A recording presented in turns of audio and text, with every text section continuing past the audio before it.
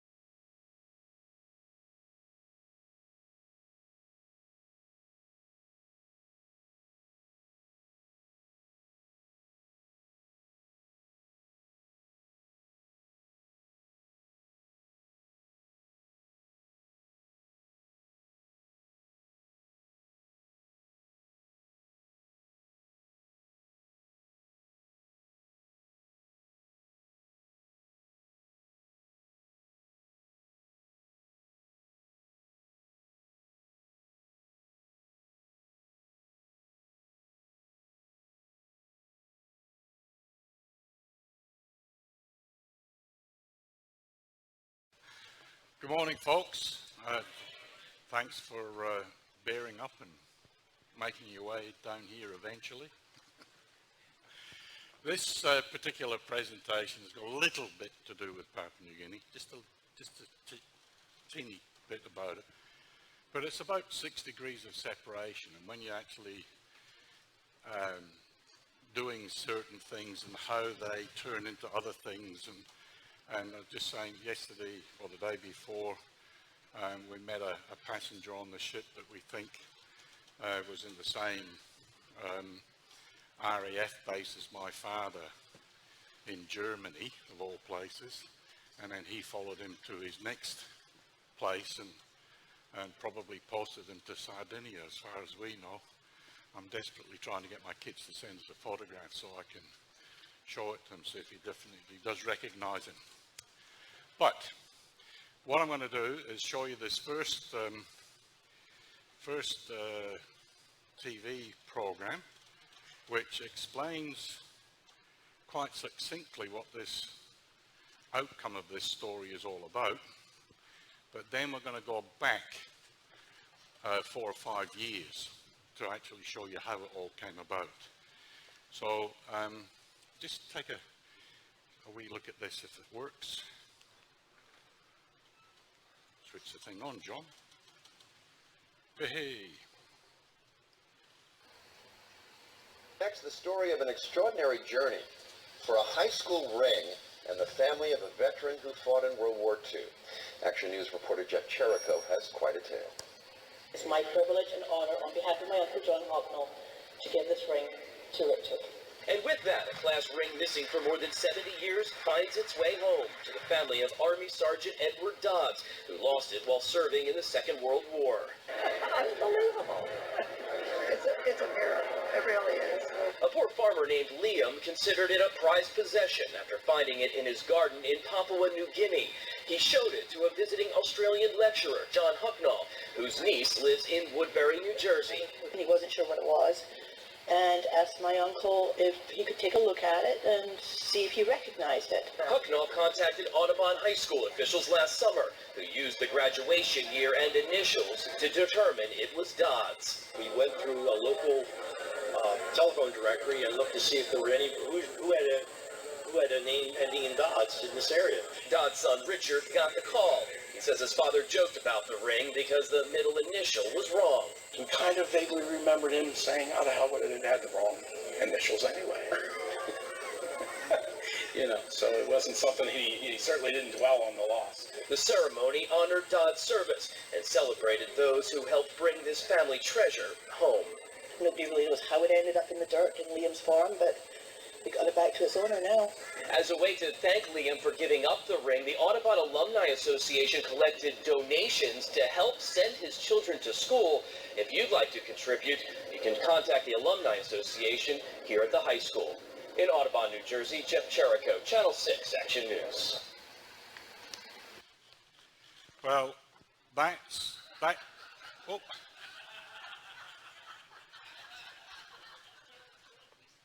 Okay, that was 2017. I forgot that was still up there. That was on Australia Day 2017. And, but this is where the story really starts. I am proud of my Scottish heritage, and I found out that my family, ancient family, didn't have a tartan, so I decided to design a tartan. This was back in 1988, or before 1988. Before computers and the internet and everything else. So everything was done by hand and by mail. So eventually the people that were involved in the society approved this particular tartan. We had it all registered and everything, so it's now an official tartan in Scotland. So we went up to, you remember the Can We Help program? We went up to Port Moresby for the Can We Help program. And the NBC person invited me round to their place for a barbecue before we went up to Taree, and they invited their next door neighbour in to join the barbecue.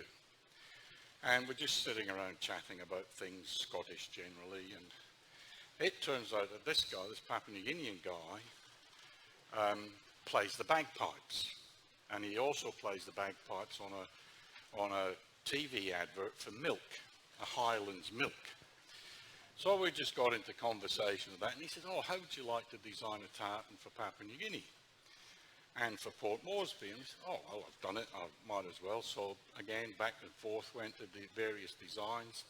The left-hand one is the Papua New Guinea tartan, on the right-hand one is the Port Moresby pipes and drums, and they're based on the colours of the PNG flag.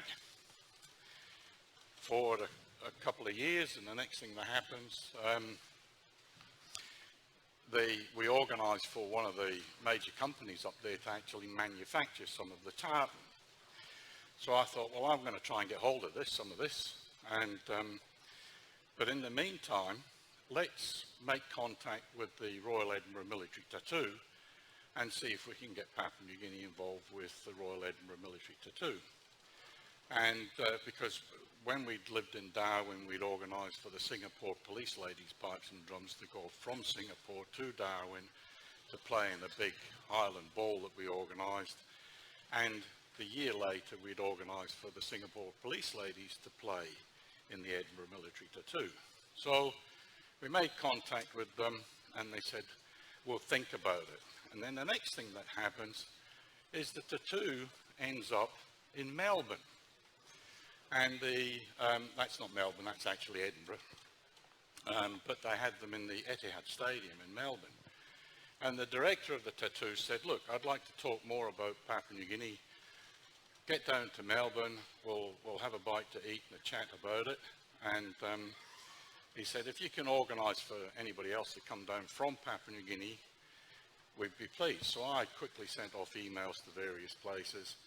And the next thing that happened, I got an email back from the CEO of the Papua New Guinea Chamber of Commerce in Port Moresby, who was a Scotsman who'd lived in Papua New Guinea for 35 years. And he said, I'm going to fly down to Melbourne, I'll see you down there and we'll go to the tattoo together and try and organise for PNG to get into the tattoo. And during that conversation, I told him about the PNG tartan and everything else. And he made contact with the guy that had about 15 metres of tartan, and he convinced him to sell him a big chunk of tartan and had a kilt made in Brisbane. So the kilt was made in Brisbane, and he said, can you bring it? It's not drunk. Another G&T, please. Can you bring the kilt up with you the next time you come up? So we were presenting on the Pacific Jewel, so we got the kilt from the kilt maker and everything and brought it up. And he was in Port Moresby, but his daughter lives in Alatow. So he said, all right, my daughter will take you for a drive around and have a bit of a visit that your average cruise passenger doesn't have. So we went off to various places, and we went to this little hut, and they showed me this ring. Liam showed me this ring and said, look, can you tell us what this is all about? So I took a whole pile of photographs, and it's dated 1938, obviously, and there's the EDD initials engraved in the inside. So being involved with fundraising in schools and alumni associations and all the other bits and pieces, when we got back to Brisbane, we did a bit of research and found out that the crest on the ring was from Audubon High School. Now, I don't know who Audubon is, but there's a lot of them in America. And I contacted various high schools, the different high schools, and then this is where the 6 degrees of separation really kicks in. This is where Audubon is, the star there. This is New Jersey. Philadelphia's on the other side of the river there. That's where Audubon High School is. So we got that. I made contact, sent emails to the principal, etc., etc.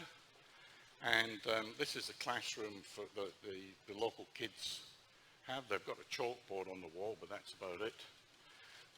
So having made contact with the high school, the next thing that happens, we're just about ready to leave to go on the Sun Princess and go up to Papua New Guinea again. And sure enough, just before we get on the ship, the president of the Alumni Association from the school made contact with us and said, we found the family that this ring belongs to.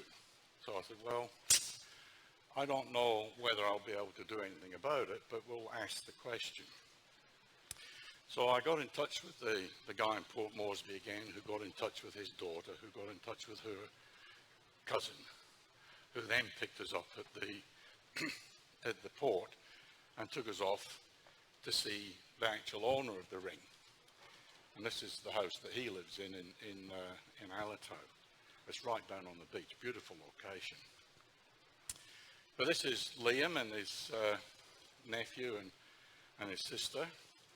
And so we went for a drive around. He said, oh, look, show us where you found this ring, Liam. So we took off. And what Liam had been doing, he constructed a house for his mother, and it was almost finished, but what he needed to do was to prepare a garden for her, so that when she moved into the house, she had something to eat. So he was preparing a garden, and this is exactly where he found the ring. He was just digging over the soil to plant some sugar or some yams or whatever, and up pops the ring. So I had a chat with him. I said, do you really want this? Papua New Guineans don't wear jewelry on their fingers. They might wear earrings, they'll wear necklaces, as you've seen, but they don't wear jewelry on their hands. And I said, do you really want to hang on to this? And I had a chat with him. He said, no, this is significant for the family. Please take it and see if you can get it back to the family in America. So he was quite happy to part with the ring. So we got back to Brisbane. More emails went back and forth. And the next thing we find out that the owner's son, Rich, this is where he lives, in a place called Runnymede. There's Audubon there, and the star below it is in Runnymede. So that's how close everything is. So we're on the Sun Princess, and we've been making the presentations, and this is what happened actually on the Sun Princess.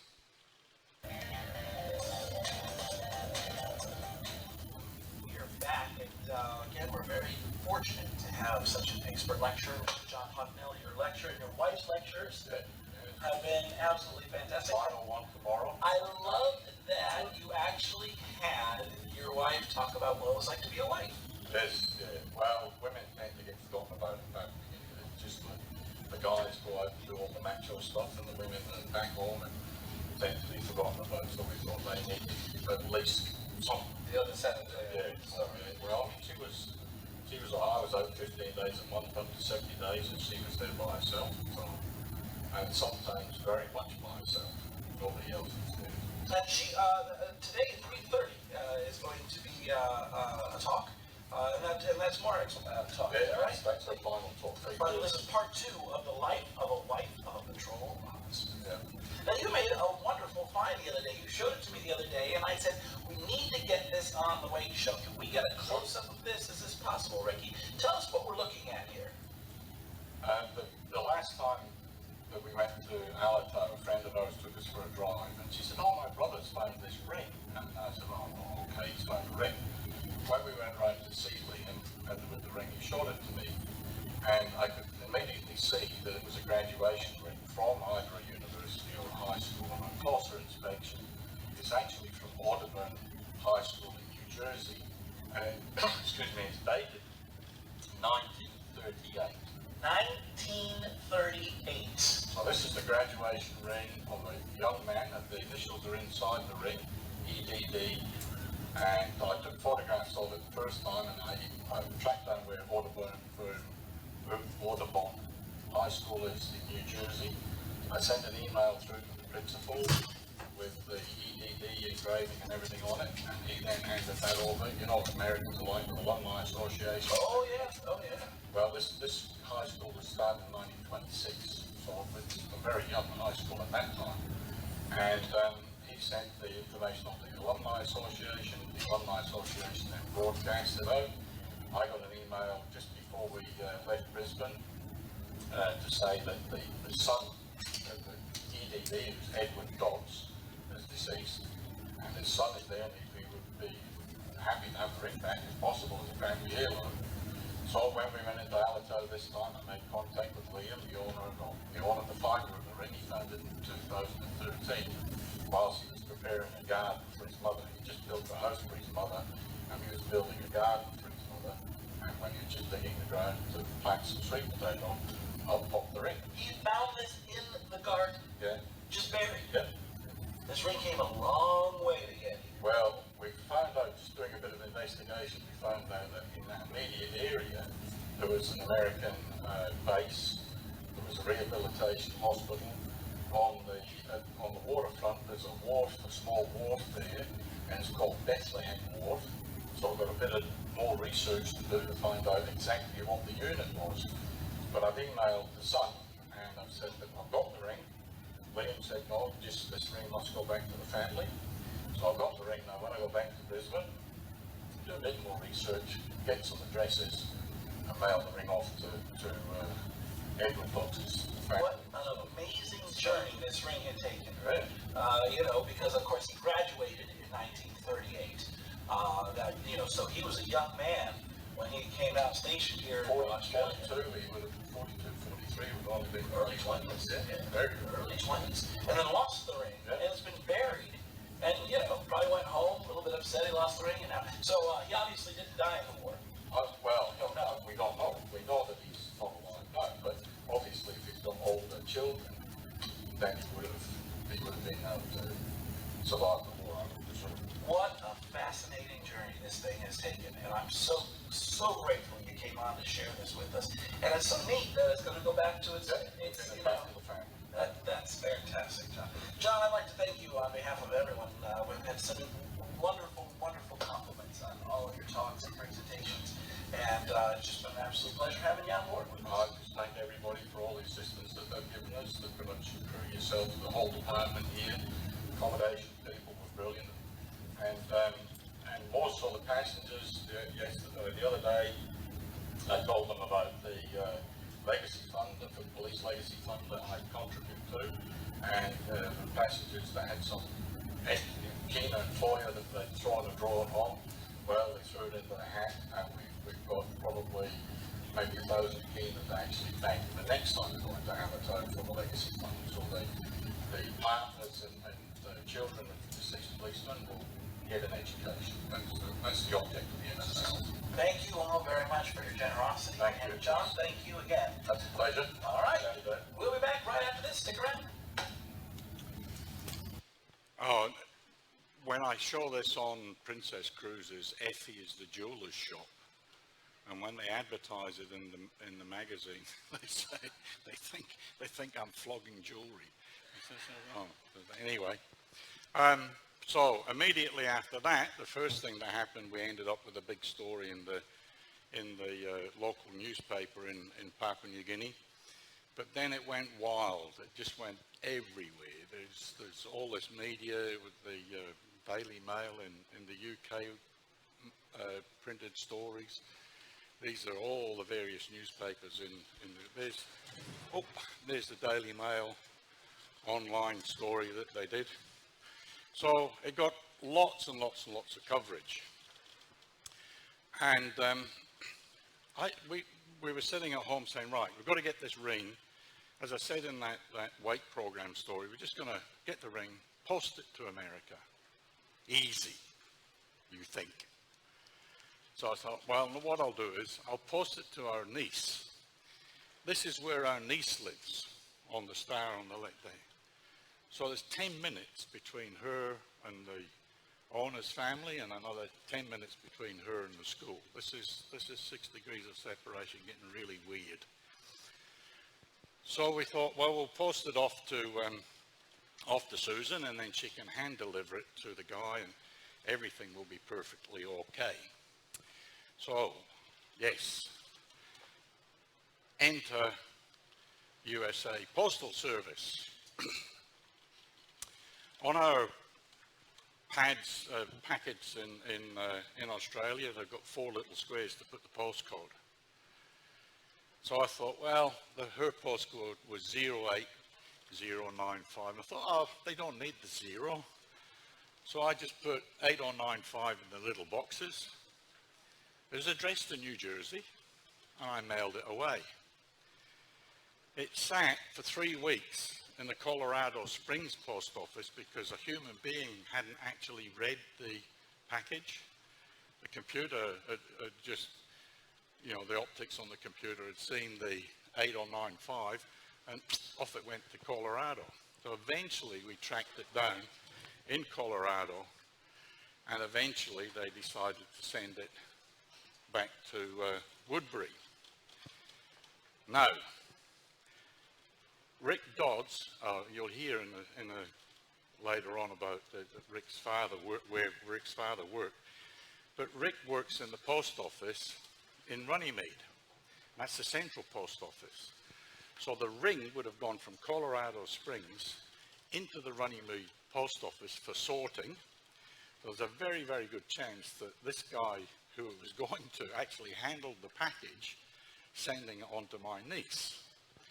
So eventually she got to him. She rang him up and said, look, I'm going to come round and give you this ring.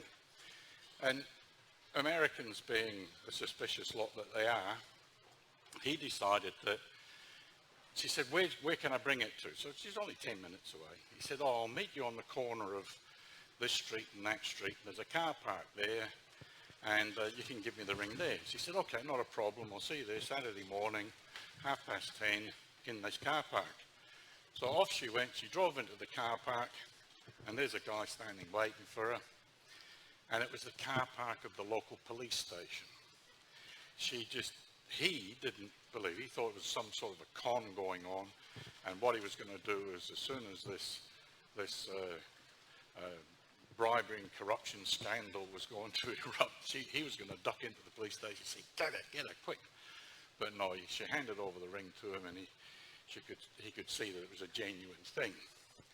But they organised, again on Australia Day, to actually have a handover ceremony at the high school. This is Fox News. Different continents connected by one ring. It belonged to a World War II veteran. He lost the ring decades ago. Well, someone on the other side of the world found it. It's now back home on American soil, more specifically in South Jersey. Our Brad Satin was at the incredible reunion live in Audubon. Now, Brad, how cool is this? It is very cool. It's quite a story. You got to follow along with me here. We are at Audubon High School, where an alumni lost his class ring. The year was 1938 is when he graduated. He was in the South Pacific. He served in World War II. In recent years, a farmer on the other side of the world found this ring, and it took an amazing series of events to get it back home.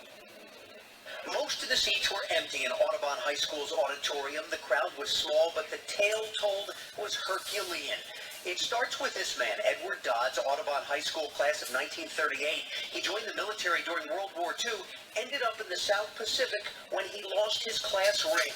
It went missing for 73 years until a poor farmer named Liam was digging in his garden in Papua New Guinea and found it. It was gold and he cherished it, but happened to meet an Australian by the name of John Hucknell, who convinced him to look for its rightful owner. In a strange coincidence, Hucknell's niece lives in South Jersey. He took one look at the ring and knew exactly what it was. It had 1938 on one side, Audubon High School on the top, and the initials EDD on the inside. Hucknell, from the other end of the world, connected with Audubon's Alumni Association, and the hunt was on, starting with a 1938 yearbook. Took the initials and made the association between male, EDD, and found the only person that could fit was Edward Dodds. They found 6 listings for Dodds in the phone book, including Rich Dodds. He left me a brief message, and I thought, holy cow, are you kidding me? Edward Dodds is Rich's father, who died 20 years ago. Today, in an official presentation with Rich's extended family there, he was given his father's ring. 92-year-old Matilda Canning is Rich's aunt. You ever know there was a ring?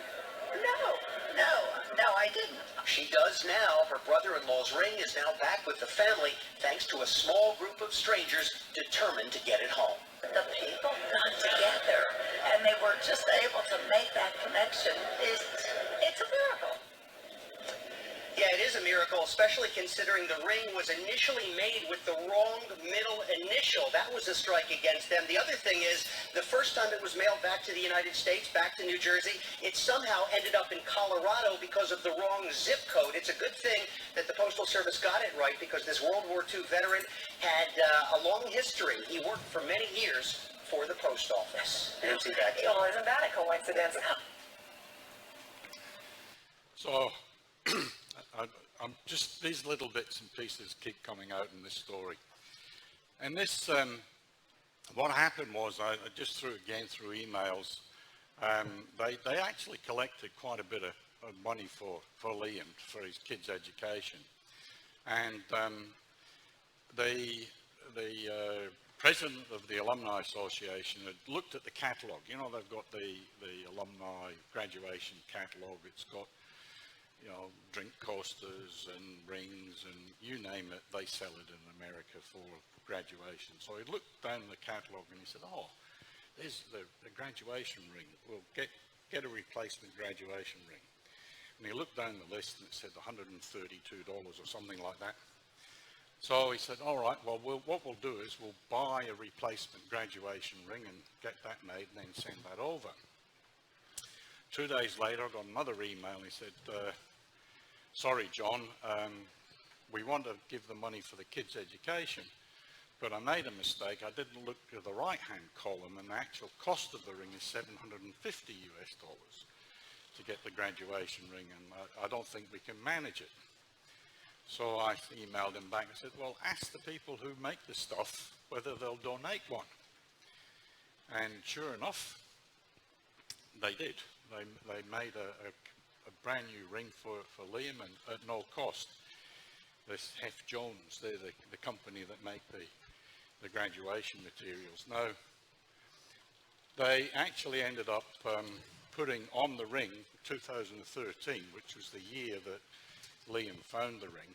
But you can see the difference in style that's changed from 1938 to 2000, the really gaudy rings. And I say Papua New Guineans don't wear jewellery on their fingers.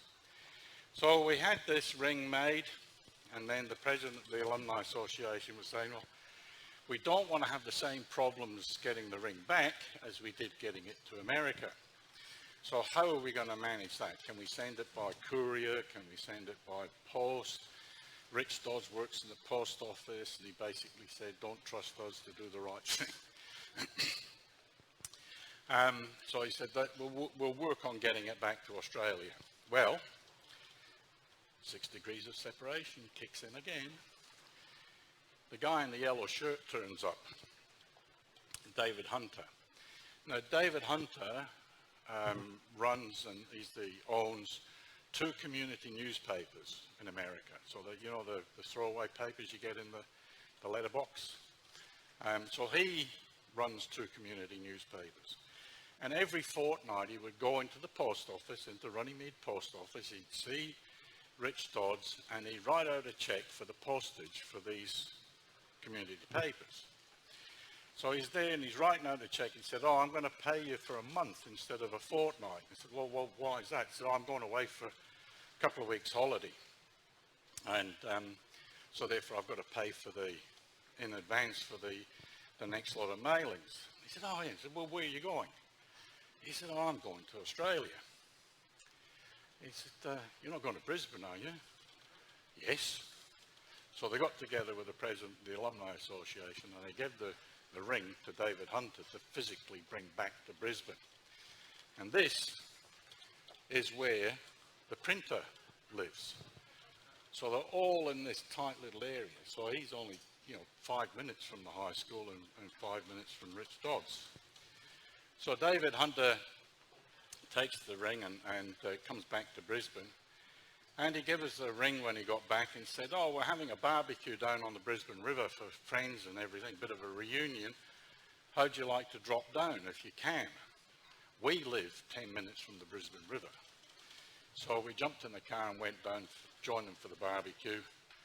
And David handed over the ring, ready for me to take back up to Papua New Guinea. And being the journalist that he is, he decided that he would have this story printed in his local newspapers so that he could then spread that out to all the people in the Audubon Runnymede area that he delivers these papers to. So the ring itself, as I say, it costs $750. And they put, as I say, on there, on the left-hand image there's 2013 when the ring was found. And this was, as I say, it's just totally out of the ordinary for Papua New Guinea for this sort of. In Papua New Guinea, decoration is called bilas. In pidgin English, it's bilas. So he's all bilassed up with his bling ring.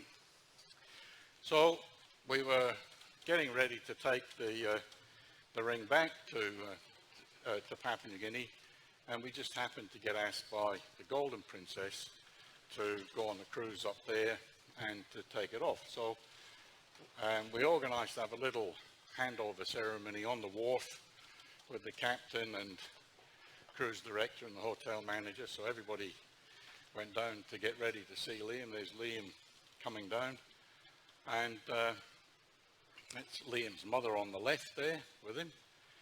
Now, when they asked about the money for the kids' education and everything else, they collected a big chunk of change, really, to give to the kids. So I contacted Liam's sister, who then gave me Liam's mother's email address, and I emailed through to her and I said, what do the kids need for their education? So I said, oh, well, I thought they were talking about 7 and 8 year olds, quite honestly. But they said, oh no, both the kids would like a laptop, and the daughter is going off to study business and tourism industry business and all the rest of it. So the next thing that happens is these are Liam's, who I thought, as I say, were 7 and 8 year olds. The guy with the hat in the far right hand picture and the girl in the blue dress, that's his son and daughter. He does have other children, smaller children. But they came down and we handed over a couple of laptops and a whole pile of textbooks and everything for the young lass to learn resort business management and everything else. And I said, well, what about the rest of the money? And Liam's mum said, don't give it to Liam. Whatever you do, don't give it to Liam. He'll just spend it or give it away. Send it to me. So I organised the transfer over time. When she let me know that they needed school fees, uniforms, whatever it might happen to be, she said she needed 500 kina or 1,000 kina or whatever. I would then transfer that money into her bank account. She'd fix all that up, and then maybe 8-10 weeks later they needed books or pencils or whatever, so she'd let me know, and she needed another 500 kina, so I'd transfer that over. So she really looked after the money. She did a fabulous job. So we had this big handover ceremony with everybody, and we handed over the computers and books and everything first, and Liam didn't know that he was getting a replacement ring. So there we go, surprise, surprise. And he really had no idea what he was going to do with this ring. His cousin and his sister saw the ring, and they immediately said, give it to me, I'll take it. And he said, no, you gotta hang on to this, Liam, and make sure that you don't lose it. And in return, this is his cousin, the girl that started the whole thing off. She gave us these bowls are traditional wooden bowls that they make in that particular area. So Liam was the toast of the day. The whole family were more than happy with the way things turned out. And again, back to the media. The next thing, we have all this media coverage back in Philadelphia and everything else. And we had America, Australia, and Papua New Guinea all joined together in this one story. So that's basically the story. That it started with tartans and bagpipes and ended up on the beach in Alato giving this guy his ring back. And that's a very, very quick presentation, folks. Very quick. But it just shows you how things fall into each other. I'm going to be making another